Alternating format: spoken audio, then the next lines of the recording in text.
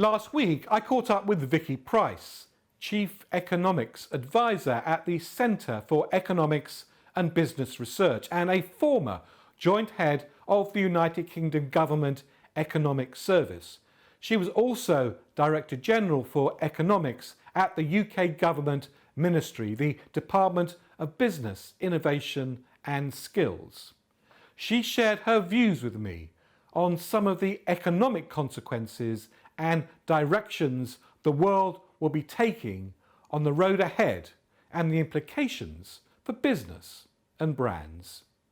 Well, Vicky, thanks very much indeed for joining us. Thank you very much for having me on this Digital.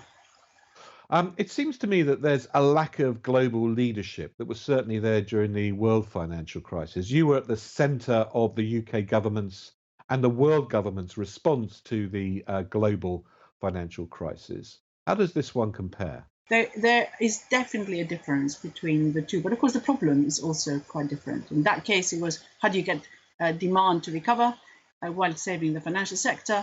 In this case, we have deliberately stopped both demand and supply for a while, so the problems for the authorities are much harder than they were back in 2008, 2009.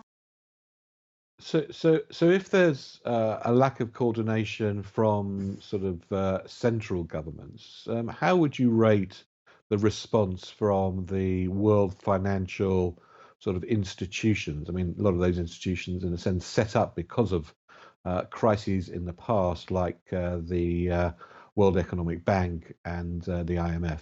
I think that the global institutions have done quite a lot already, but of course, they're probably going to be asked to do a lot more, and I suspect they're going to be defaults in a number of countries in the future, or some serious debt rescheduling that would need to happen. Then, of course, we had got the US itself, the Fed, the Federal Reserve, which extended the various swap lines with various developing countries and other countries which needed dollars. So there has been a reaction to limit the impact that all this would have, particularly on the banking sector, and to ensure that cash would still flow in those economies. So I think they have done, quite well so far. But of course, the problem is going to be a big one to deal with over a number of years to come in terms of the financial strain that it has caused for many countries. So the IMF and the World Bank will need probably a little bit more replenishment of their own funds to be able to intervene in the future the way they have done so far.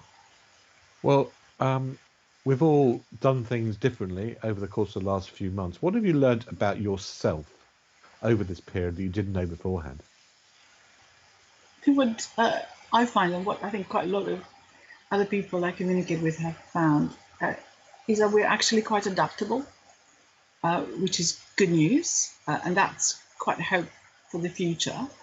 And in many ways, even though obviously the way we communicate is very impersonal in this way, so you're not sort of quite close to each other, the way that the whole crisis has unfolded and the communications that we have kept, I found that people are much more caring, in fact, much more caring of each other, much more caring of whether one has survived it, if you like, and much more willing to support and help each other, even from a distance. And I hope that lasts.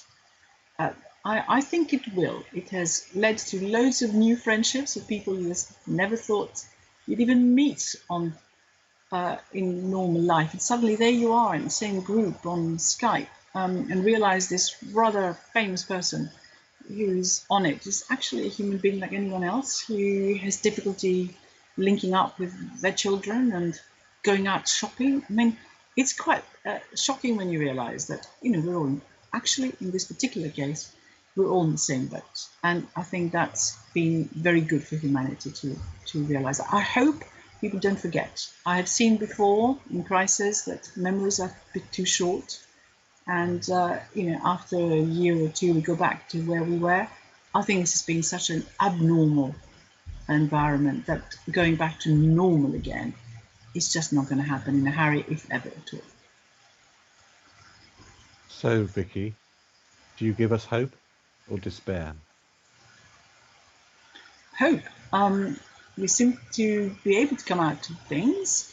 The more coordinated we are, the better it is. the despair we have at times. I mean, we economists think that everyone acts rationally, and then of course we have the politicians, and we have to accept that actually predicting anything when a number of the players around you behave irrationally or don't actually look at the evidence is a very hard game. Well, Vicky Pryce, it's always an education to speak with you. And this time we have education and hope. Thank you very much, Steve, for joining us. Thanks very much, David.